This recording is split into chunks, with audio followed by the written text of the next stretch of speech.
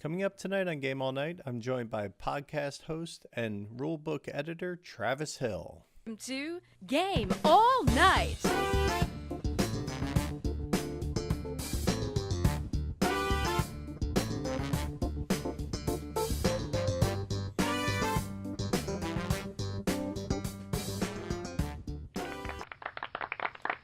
I'm still digging the new music. I don't know about you guys, but I still am. And with me, as always, sometimes tonight, I'm joined by Dan Haig. Dan is working the bar tonight. He's wearing his nice Slytherin tie. We may have to bring that up later, I think, there, Mr. Dan. Yeah. What do you think? In my house. Absolutely. So Dan's joining me in studio because I drink too much and I need to have refills. So Dan said he'd stop in and help out. So yeah, I'm kind of feeling it. It's good. So Dan, working back here tonight. yeah, I'm putting him to work. So if you guys have any tips for Dan, leave them in the jar in the bar on your way out. Thank you very much. So the other thing is with having Dan here is I get to talk about the drink in front of me, and I'll start with myself. I am drinking a Little Sip of Sunshine IPA tonight. You'll notice I like to mix it up. IPA is good for a spring day. I can dig it. Absolutely. And what are you drinking, sir? I got me a Yards Brawler from Yards Brewing here in Philly. Little English mild. Absolutely. So I can keep going all night long right here. Yeah, it's nice, and it's a local brewery here. Highly recommend you check out Yards if you're in the area. I believe my guest is drinking something tonight. Yes, I am. I am drinking a cup of coffee. In fact. Oh, you are. So you hear the dulcet tones and the debearded, or mostly debearded, Travis Hill on the other line here. About once a year, I shave off my beard. I just let it grow out for 12 to 14 months or so. And then one day I just kind of go, you know what, it's time to get rid of it. And I buzz it down pretty short, and then I just don't touch it again for another 12 or 14 months. This year, it just happened to be like I'm in Texas, and today it is 90. Tomorrow it is supposed to be 98. And so I think I did it at the right time this year. Sometimes I regret it. Today I don't. No, I think it makes a lot of sense. I mean, I am not blessed with the full beard ability. I look like more Dan like has good beard. And I thought I'd have a companion here today. I thought we might outnumber Chris with I know. Sorry. No, unfortunately, I can do a little bit, but full on, and I look totally Amish if I grow a full beard because it stays too low. It's just not. No, it's not good. Not good. And I look like a cheap 70s, adult star when I try to grow my mustache, so that doesn't work either. Sure. What are you gonna do? Yeah. I can appreciate that. I mean, I couldn't I couldn't grow a beard for a long time, and then when I discovered, I can grow a beard, then I just did, and then it was all over at that point. All over. Yeah. So that's about it. Yeah. All over. So, Travis, I think you're. I met you on Twitter. So I found your Twitter personality is very interesting. You talk a lot about being introverted in a, and yet you're still online and out there. And I don't know. I think you kind of share that little that kind of bone with me, where we're kind of like an introverted extrovert. I think is a good way to put it. I would yes and no to a degree. I mean, there are people called ambiverts who kind of go back and forth on like the spectrum. My wife is an ambivert. She finds excitement and joy talking to people and being around people, but then she's learned over years that she needs to come home and just totally relax. For me, I love online media because it lets me actually maintain my level of introversion to a deeper degree. What I mean by that is I don't have to think off the cuff. I think podcasting has helped me, and being a teacher and a lot of speaking roles and engagements I've done have helped me interact in this capacity, actually. but like with Twitter, I mean, man, I can sit there and I can figure out exactly what I want to say, and I can stare at that tweet for 5 minutes and then go send. And then it's great because I knew exactly what I was going to say, and I don't flub anything. Not saying that I actually do that all the time, but whenever I want to talk about something that's a little more in depth, that's where I can really kind of hunker down on something specifically. So yeah. Mm-hmm.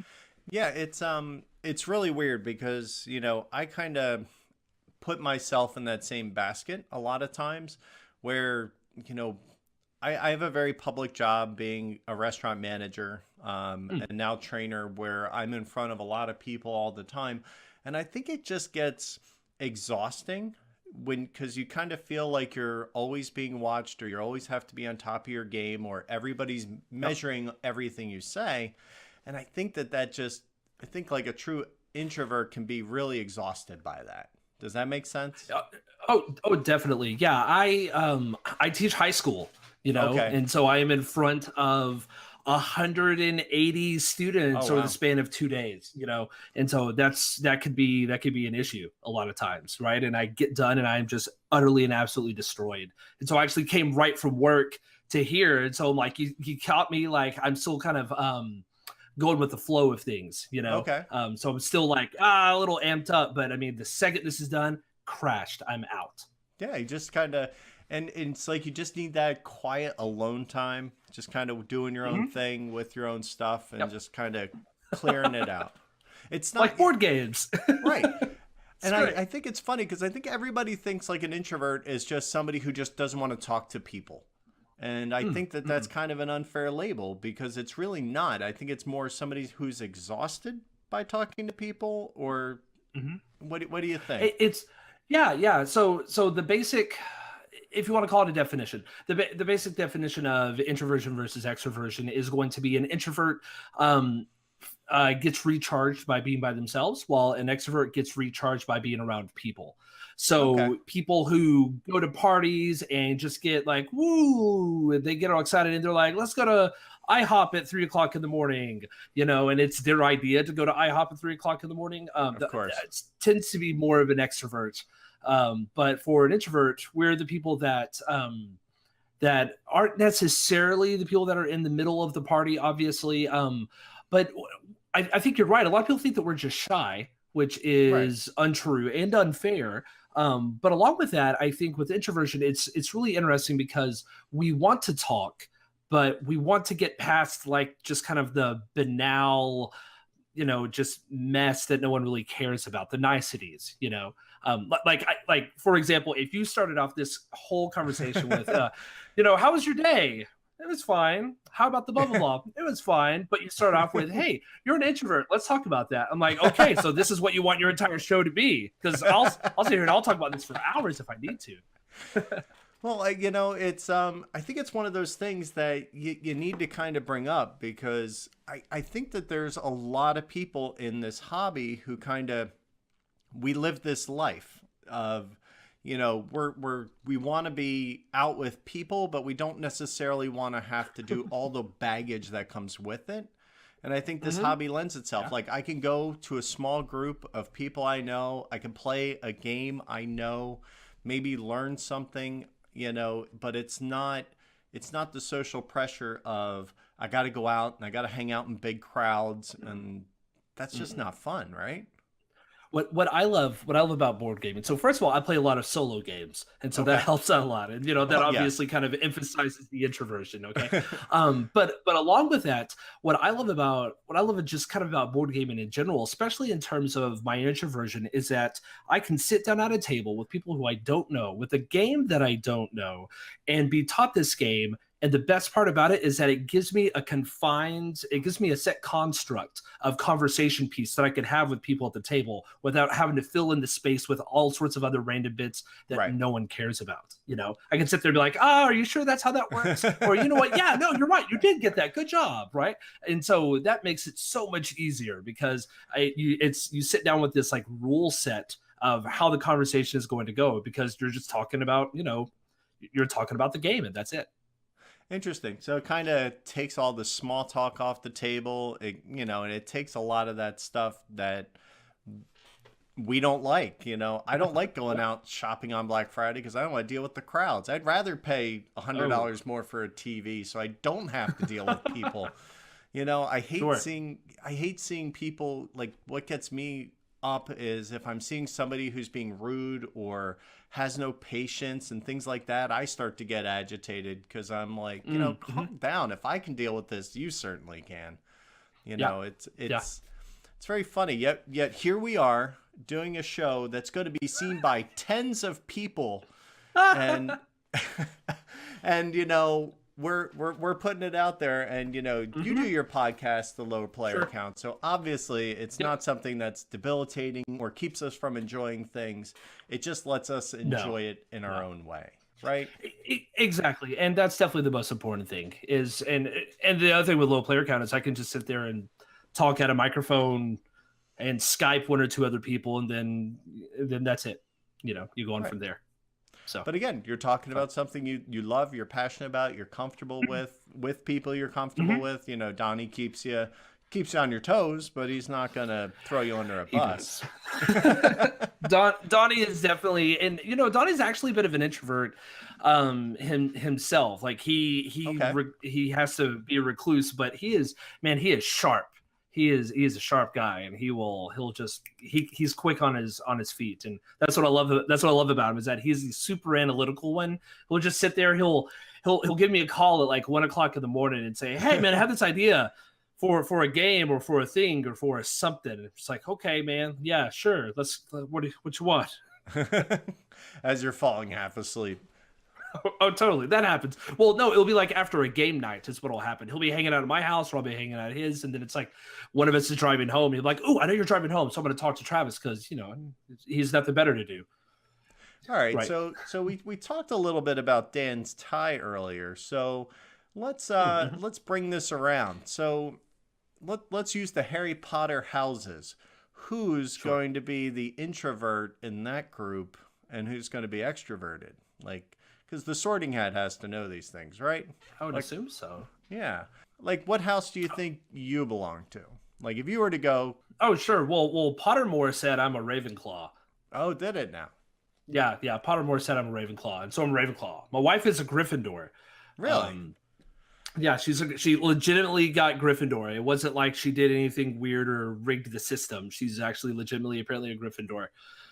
Whatever that means, right? Interesting. So, I think Ravenclaws are supposed to be. I don't want to say academic, but they're a little more stuck in their head. So I would assume more introverts are there.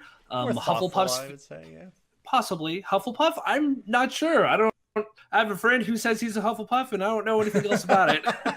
Honestly, I think Gryffindors and Slytherins are probably the slightly more extroverted group out of everybody, though.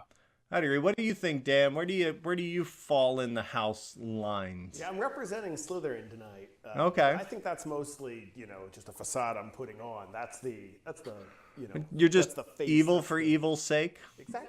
Well, Slytherins aren't evil. What they do is evil, right? Yeah. Let's make that distinction. Yeah, some Slytherins. Some. And actually, I think it's only been like a handful because, Snake was Slytherin and, spoilers, Snape was not necessarily evil. Exactly. Good folks. He was evil-ish. Yeah, I've always really, my heart sits with the Hufflepuff. I feel for the Hufflepuff there. Those are I would say my favorite character is Hagrid, who is, the Hufflepuff through and through. So yeah. Mm-hmm. Okay. Yeah. See, and I think I float between Ravenclaw and Gryffindor. And I think, I came back as Ravenclaw from Pottermore as well. But, sometimes I feel brave and want to stand up for the little guy, and sometimes I'm more interested in my book. I'm sorry. Well, I mean, and to be fair, you can always try and persuade the Sorting Hat. I mean, that's ultimately what Harry did, right? He said, not Slytherin, and what happened? Bam, Gryffindor. Right, because, I think he would have been. Well, Harry Potter books would have been way different otherwise. Would have been. I don't know. I think it would have been interesting. But, they also, do all three of them belong in that house? I think that was the next question, right? But I think it knows things that we do not. So the Sorting Hat knows all. I'll have to ask it next time I go to Universal, I think, because I think I've changed. I think I've changed the last 6 years. So I think it's been a while. I went down right when Universal opened the Harry Potter world, and I need to go back down because they expanded it, it's gorgeous. Have you been yet? I have. I actually, funny story. My dad had a lot of bad luck growing up, and so we feel that this, there's been like a karma shift over these last, 15 years or so, and he enters into contests all the time and wins. And so I'm in Dallas, and so the Dallas Morning News, the 2 months leading up to the Wizarding World opening up, they put out a contest for you just put your name in the drawing, and if you pull your name out, you get a trip for 4 days and 3 nights to Wizarding World. And it was like 2 weeks after it had opened, and so we got to stay, and so my dad won. We got to stay on property, and it was absolutely fantastic. It was all free. Like, flight was free, hotel or resort was free. Yeah, just the entrance was free. And my wife and I are huge Harry Potter nerds, and my parents are nerds by association. So they went to, like, oh, this is cool. And then after about 2 hours, they went, okay, have fun. And so then we just, that's what we did for the rest of our trip. We were really fortunate and able to go within the first couple of weeks of it opening. But yeah, I want to do the same thing. I want to go and see the expanded part. I want to see the Hogwarts Express, all of that stuff. Mm-hmm. Yeah, because you went the same year I did, and it was cool. Like, I mean, but really there were 2 rides. That was kind of it. And then you could go into you could do the little bit of Diagon Alley, and you could do, like, you get some butterbeer if you wanted to wait in an obscene line. Yeah. But it was. I was just gonna say, it was very awkward because we went in June, because it was a couple weeks after it opened, and the tops of the village that are all like frosted Snowy, with snow, and we're all like wearing like tank tops and shorts, and we're just like, this doesn't feel right, but okay, sure, we're here. Oh no, I believe you. And then the Quidditch ride was like, oh my goodness, I think it was a 2-hour wait. It was like an hour and 45, and like nice Florida heat. But it was worth it. The theming was amazing, like, especially when you got to go inside and the moving portraits and everything. They did a great job. I almost think really Universal outdoes Disney on theming with how far they're willing to go. They really do. Yeah. Well, you know what? We could sit here and we could talk Harry Potter all day, but we got other things to talk about. You touched on a few of them, and I want people to know what you do in this hobby. So we're going to do that, but we're going to take a quick pause for this word from probably me.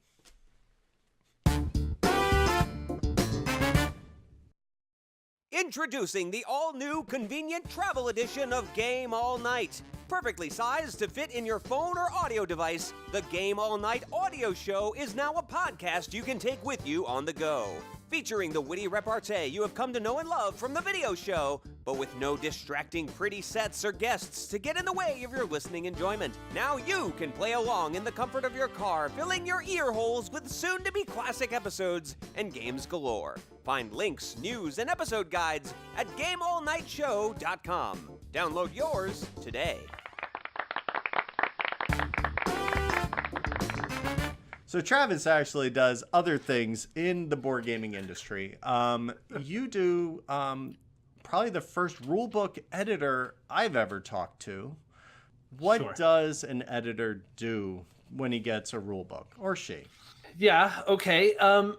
So I come into a project in one of 3 stages typically. Okay.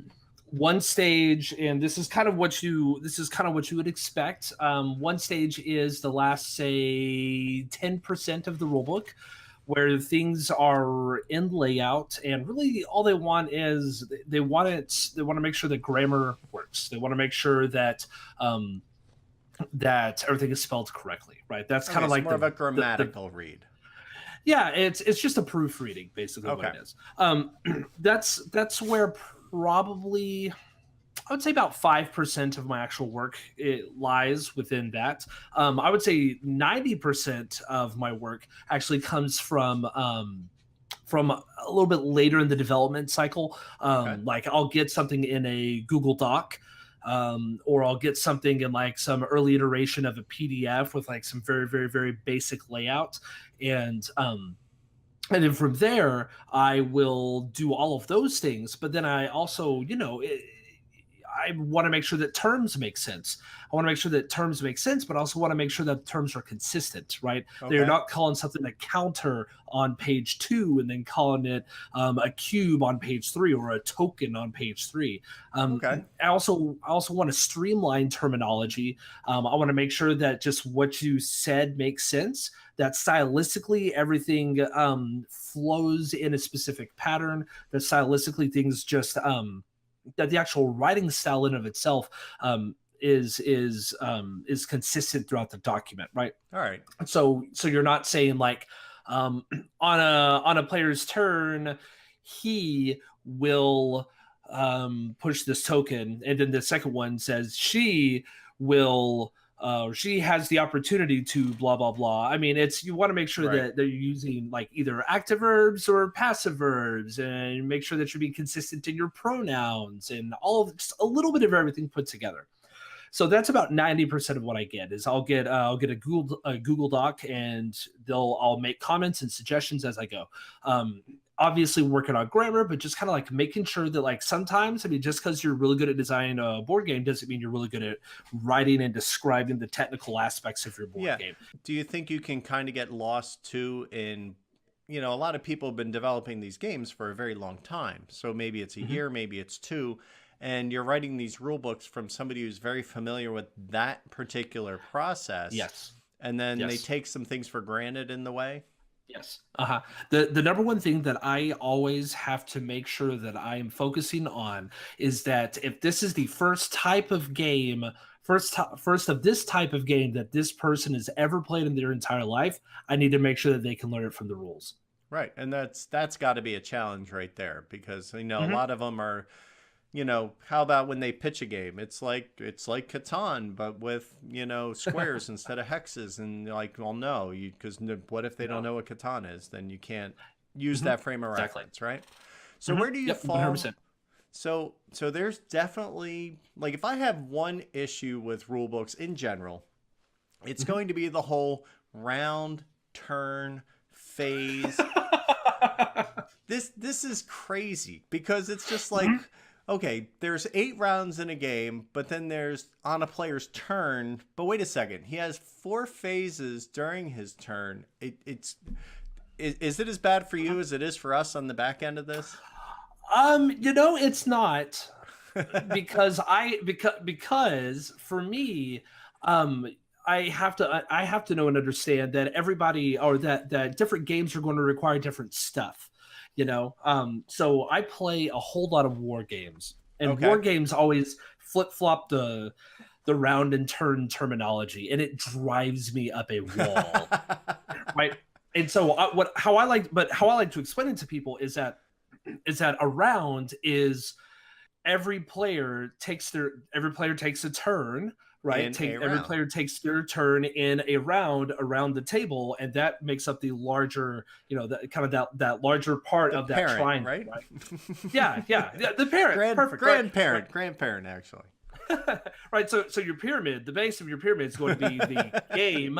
It's going to be the length of the game, and then right above that, and a slightly smaller, is going to be the round. Then above that is going to be turns, and then above that is going to be the phase. Now, the issue with the phase, obviously, is that depending on the game, the phase could be something totally different, and the phase could not be within a specific player's turn. It could be everybody takes turns during one phase, and then you take turns during another phase, but that encapsulates one entire round. It's crazy. It's absolute. It is.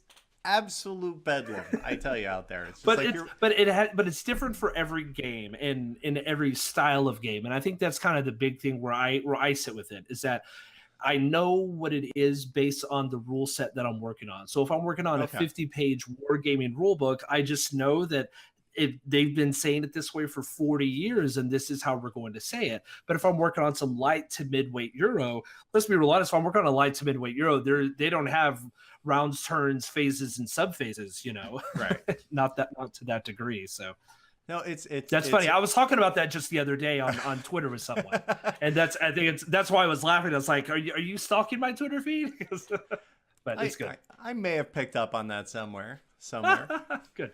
But no, it absolutely, like, you know, it's one of those things. There almost needs to be like an ANSI standard for rulebook writing that would define exactly like phase interrupts and everything. So it's definitely it's got to be a challenge, because I know it is on my end, and that's why Rodney Smith does such a great business, because I don't have to figure it out. I watch 100%. What he does. Let him do the heavy lifting, right?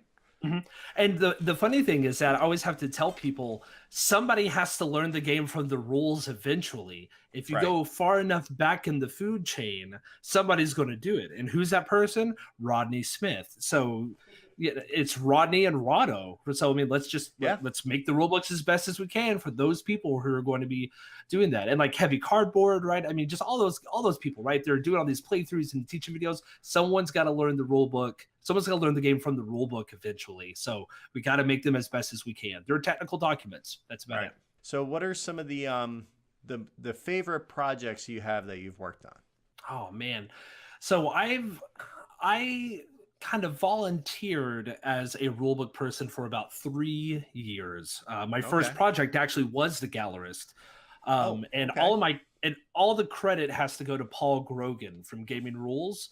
We chatted on Twitter a number of times, and I just said, hey, anytime, just let me know. And eventually he said, hey, I got this rule book, and go. And so I went, okay, this is it. And it was the Gallerist of all things, right? And so I was part of his proofreading team for a long time. And yeah, it was really only since November that I've kind of gone out on my own and actually monetized this. I fortunately I still get to pick and choose, because as I said, I teach full time for a living, so I can still kind of go, yeah, I'll do this a little bit here, and no, I don't have time for that rule book there. And so that's kind of nice, because I get that flexibility. In terms of favorite rule books, or ones that have been I'm not asking you to pick a favorite child, but which was like one of the most fun to work on? Oh man. I think I have two. I have two for this one. I got to work with Jordan Draper from Dark Flight Games. And he had a Kickstarter at the beginning of the year for the Tokyo series. And it was Tokyo Metro, Tokyo Jutaku, and Tokyo Jiro Hanbaiki. And there are these 3 games in these small boxes that he was kickstarting at the same time, and it was all based on his time that he lived in Tokyo for a number of years, and he still goes back there. Very cool. And so it was weird, because it was 3 games at the same time, and he got me in early enough that it wasn't that big of a deal. But it was just really cool, because he's the designer, but he's also the graphic artist, so he lays out all the rule books. And so I could actually like work within the rulebook and change this and that and move things around as I went. And plus, they're weird, quirky games. So Tokyo Jiro Hanbaiki is the Japanese word for vending machine. And so not what I was expecting at all. Exactly, right? And so Tokyo Metro is like a heavy economic game, right? Tokyo Jutaku is a real-time dexterity game. Tokyo Jiro Hanbaiki is really cool, because the game it's a system basically. So what happens is that there's this like vending machine, like no joke, 3D printed vending machine that works as a dice tower. And so what ends up happening is that I know, and it's bonkers. There are 6 different sizes of drinks, like bottles and cans, in 6 different colors, and there are these little 6 different crates that fit 6 of these guys. And so what happens is that you can take these drinks and you could drop them in the vending machine, and some of them will come out and some of them won't. They'll get stuck there until more get dropped in, and then more will come out. And so what's cool about it is that Jordan designed some games based around using these components, but he also reached out to a lot of international people and local people as well to design games using these things. And so people would make these games, and I think the rule book eventually had 20 different games Holy from cow. 11 different designers. It's like a 45, 50 page rule book, and it's all just every game is like 2 pages of rules. But it was cool because I got to see a lot of different rules and games based off the exact same set of components, from player counts from 1 all the way up to like 12. Some are dexterity games, some are trick taking games, some are puzzles, and from all these different artists and designers from all across the world. It was just such a really cool project to be a part of, and to just say like, haha, I was a part of that thing was just totally worth it, you know? So which designer in there kind of you went, wow, he did this? Oh yeah, so well here's the thing though, is that these are all like super indie designers, and so they're not on a big box from like what's so your we're not game talking or anything Uwe like Rosenberg, right?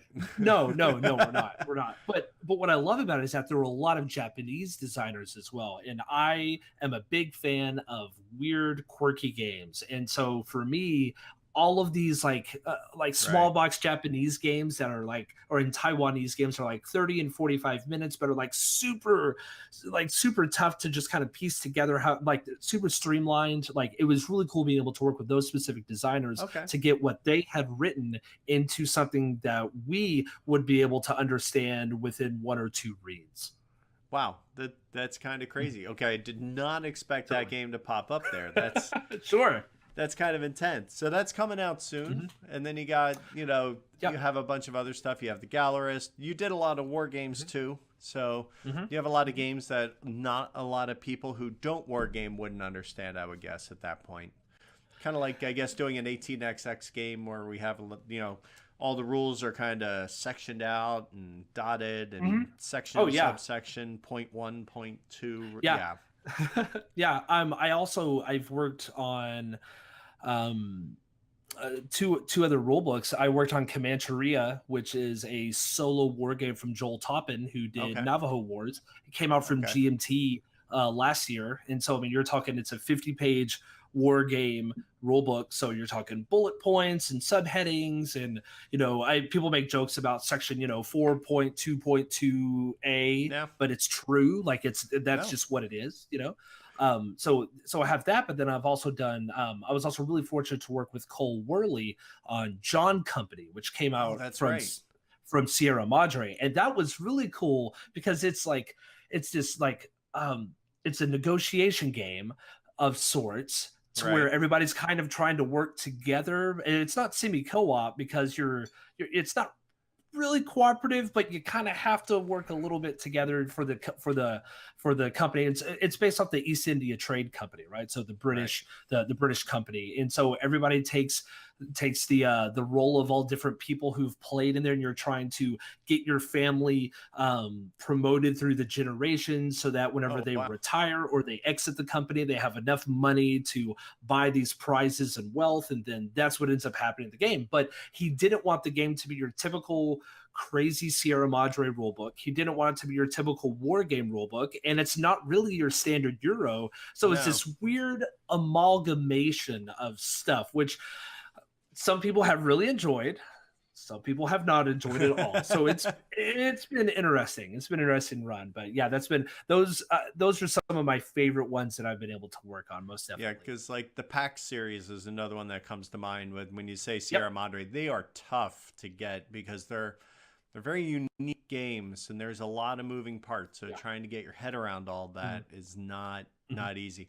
And Cole Worley's sitting on my shelf. I have an Infamous Traffic sitting over there. Yes. I haven't got it played yet. I'm hoping to get it played. Oh, it's so good. Over my birthday weekend. I have the Longview is coming down because he lives. Cool. He's going to be down for my birthday weekend, and I'm going to rope him into teaching me a coin game, and I'm going to rope him into teaching me one of those. Yes. So do it.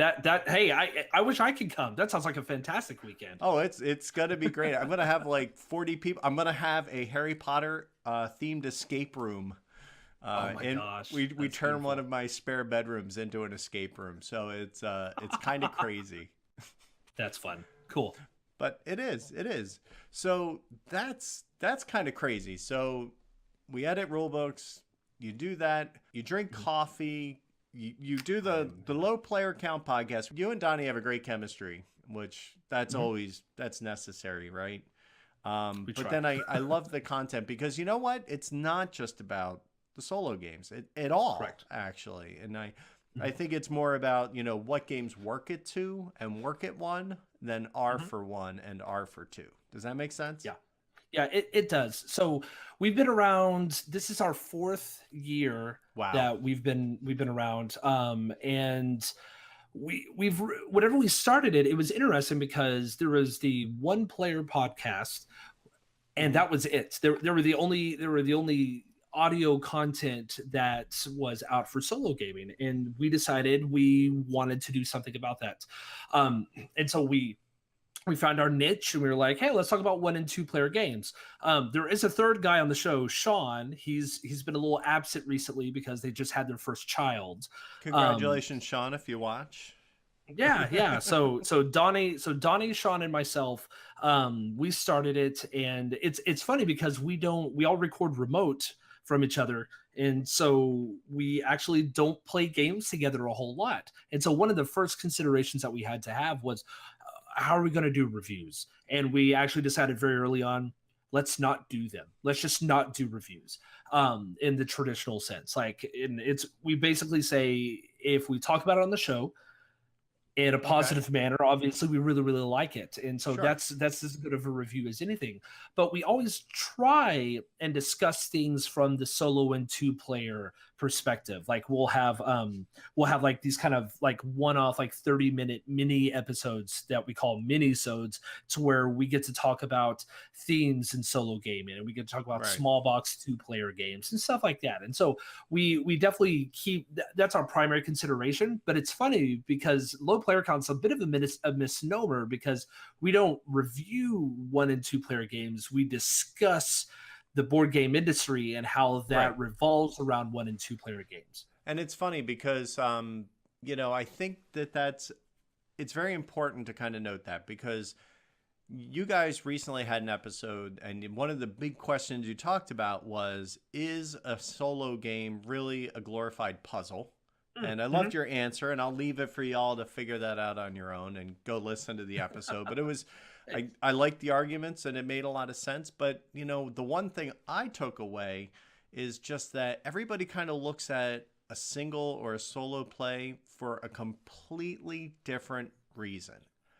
Right? And I don't think that, you know, you reviewing a game is going to benefit as many people as you just giving good information, feels that you had during the game, and what pleasure centers it triggers, right? Is it going to trigger my is it gonna tweak that puzzle center, or is it just gonna you know, is it just sometimes you just like to move a lot of crap around the board, you know? And totally yeah. And that's what's nice about it, is that between the 3 of us, we kind of hit a little bit of everything, right? So so like Donnie loves dungeon crawlers and roll and write games and some mid and a couple of heavyweight Euros. While me, I like weird, quirky games, and I love like heavy economic games and logistics games and war gaming.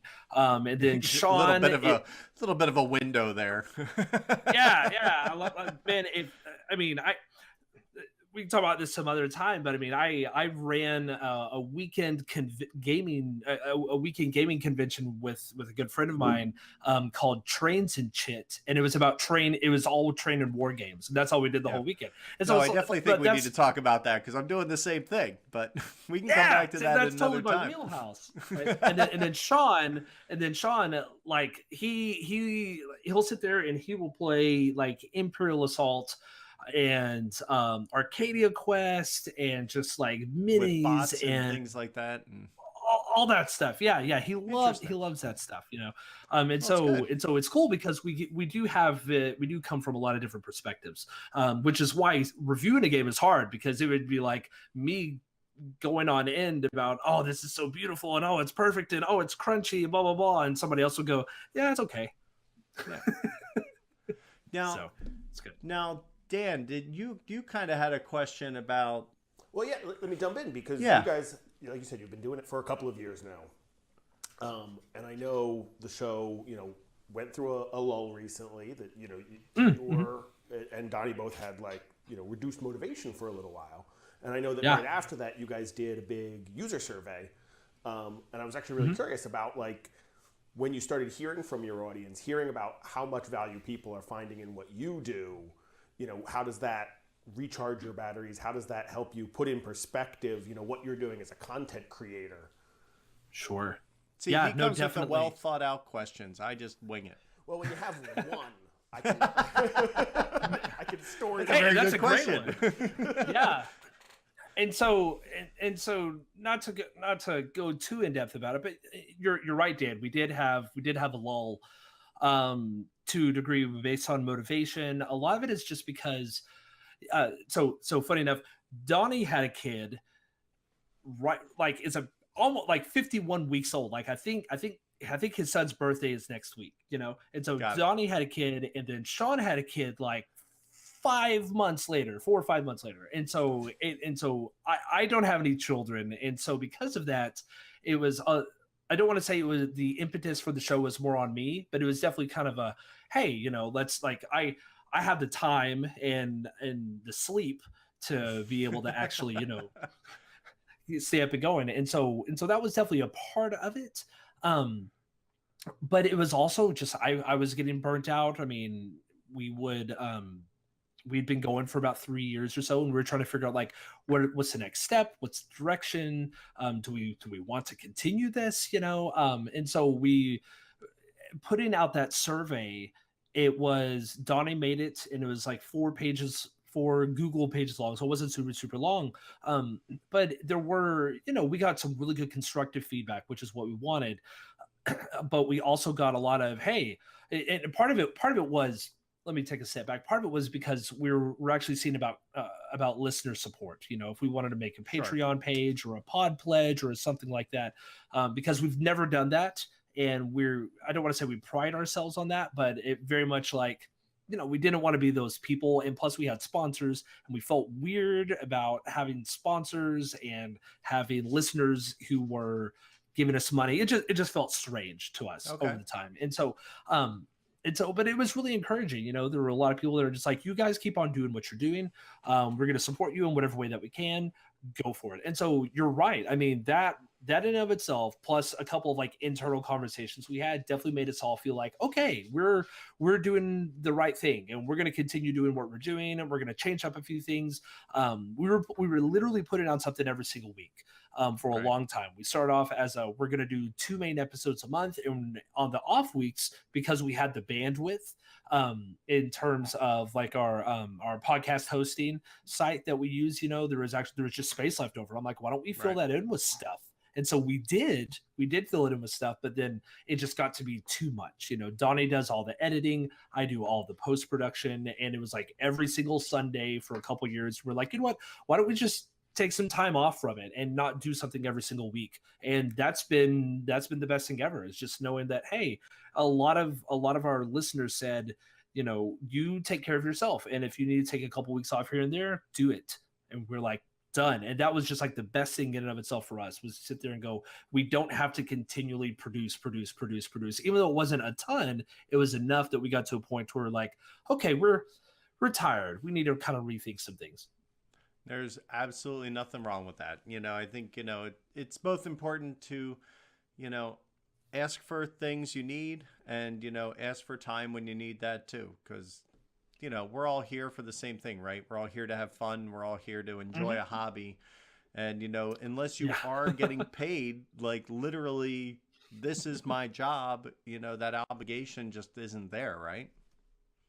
So there's... Yeah, and I think, and I get you with the money thing. It's hard to ask, especially when you're doing something that's all audio, and you're well, it doesn't really cost that much. I'm yeah, but it does.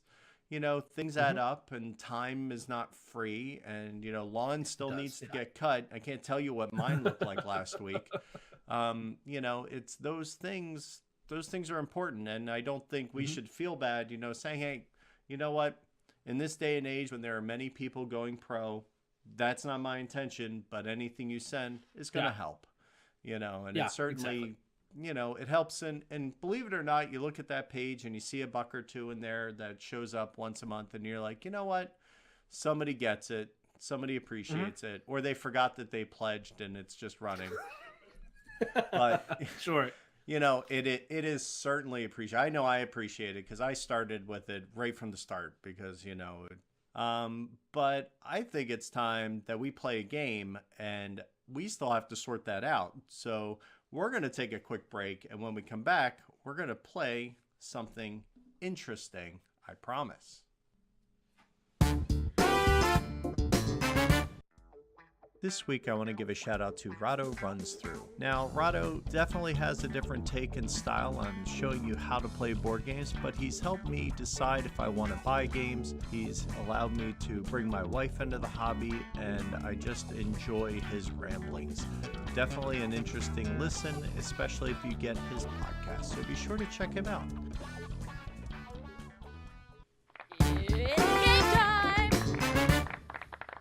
All right, so it's game time, and I've got Travis. He's going to go in the hot seat, and there was something on a recent episode of Low Player Count that made me come up with the game, and even the name is strange. So I'm gonna have Dan help us out and give us some quiz answers and go from there. So, Mr. Dan, what do we call these things?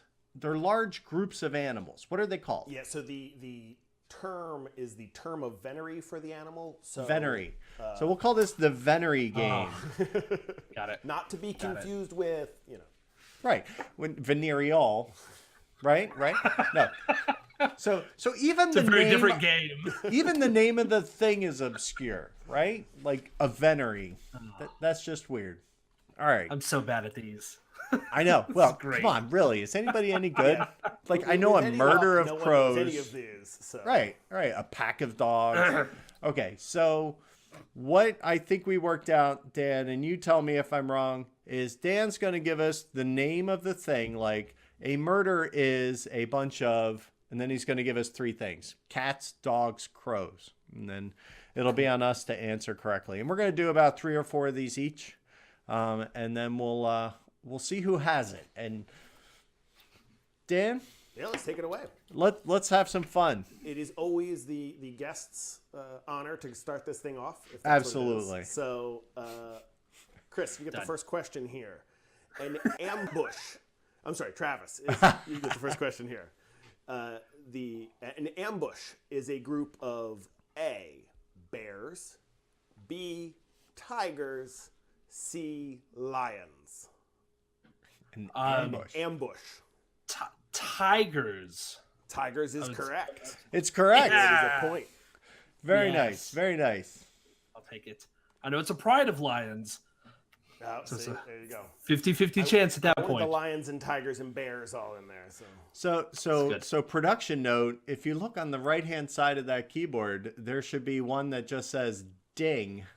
Oh, ready? A little bit delayed. Oh. There we go. There you go. Take it. So feel free to use that at will. All right, but next time we need a Mr. Chris here. An exaltation. An exaltation is a group of A, cats, B, parrots, C, larks. Okay, I was really hoping angels was going to be one of the options. Wow. I'm going to go with the lark. And that is correct. Correct. I'm as surprised as you are, believe me. That was on a lark. Dad jokes, hashtag. All right. All right, Travis, are you ready? A wisdom. Sure. A wisdom is a group of A, owls, B, wolverines, or C, wombats. I know it's not owls, because that's a parliament. You know that now. I know that one. I would be scared of a pack of wolverines. So, Good movie, wombat sounds funny. Let's just do wombats. A wisdom of wombats is correct. Wow. So Travis goes up 2-1. I'm no good at this. See, It's look so at that. alliterative. These are easier than I thought. Yes, I think alliteration was an aid there. When in doubt, you go with the alliteration. Are you ready, Chris? Bring it on. A crash is a group of A, rhinoceros, B, bees, or C, wolves. I think it's going to be rhinoceros just because they're huge, and a bunch of them coming at me would certainly make a crash, right? And Crash Games used the rhinoceros. It's a rhino. Oh, did Crash Games knew what they were doing? That's correct. Yeah. Yep. Sad. I have to up the difficulty level here. This is No, this is no, you going don't. far No, you're doing too- good. Fine. All right. So back to you, Travis. A mischief is a group of A, monkeys, B, rats, C, ferrets. Mischief, huh? Mischief. Not. I don't think it's monkey. I'd say ferrets. I'd say Ooh, ferrets. it's a good guess, but no, I'm sorry. Oh, It was a mischief of rats. rats. Oh no. Oh. It's Notre Dame. It's the rats coming back to haunt us. Is this for the win then? Sure, if we're playing. By like a game that has scores? Well, I was gonna say that's the third question. We were probably gonna go to 4. Okay, you want to? So- Yeah, keep going. So- This is fun. I like this. Look at I'm learning through board games. Oh, so later on, when there's when we come back to this in a week and we quiz, you'll remember all of these. No. All right, 1 second here. Okay. Chris, I'm sure you can get all these on Wikipedia or I the that's- Google. Yeah, So they're on the Googles. Yeah. Smartphones down. That is not allowed for this. All right. So a pandemonium is a group of A, foxes, B, coyote, or C, parrots. It couldn't have been panda, huh? A panda, fox, parrots. What was the last one? Coyotes. Coyotes. I think it's a parrots. Pandemonium of parrots is correct. You know, I think I like the alliteration. Chris I- takes it the, helps. I like it. takes the 3-2 lead. You can tie it back up right here, Travis. One moment here. A bloat is a group of A, hippopotamus, B, frogs, or C, pandas. I know it's not pandas. I'm gonna do the same. I'm gonna do the same thing that Chris did earlier with the rhinos. Rhinos crash, but a hippo is huge, so I say it's hippopotamus. A hippopotamus is in a Oh. bloat. That is correct. Nice. Well done. Take it. Woo, woo.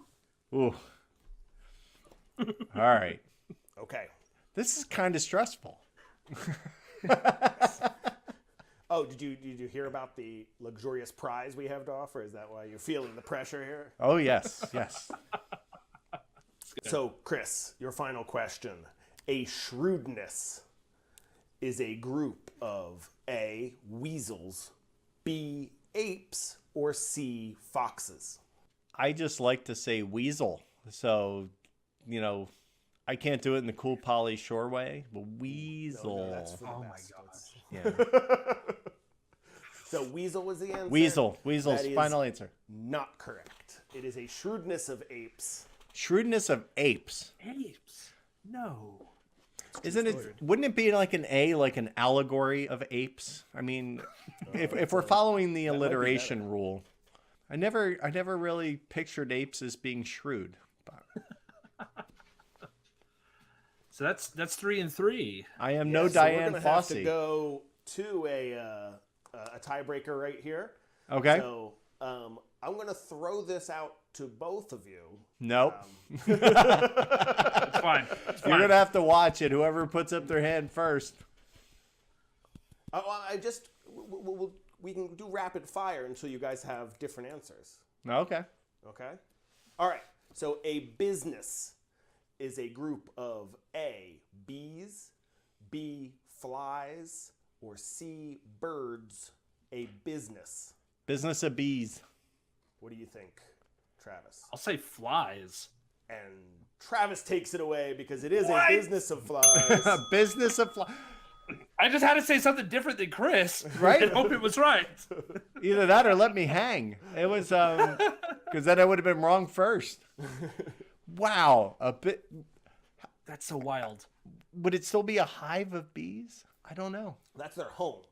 Yeah, Yeah, it's true. interesting. Now I this actually don't know now what that- the bees answer is. So. That's now this that is is- quite possibly the most educational game we've played. Sure. Now the best part is that we get to go back. We get to quiz Dan on the other ones that were the wrong answers.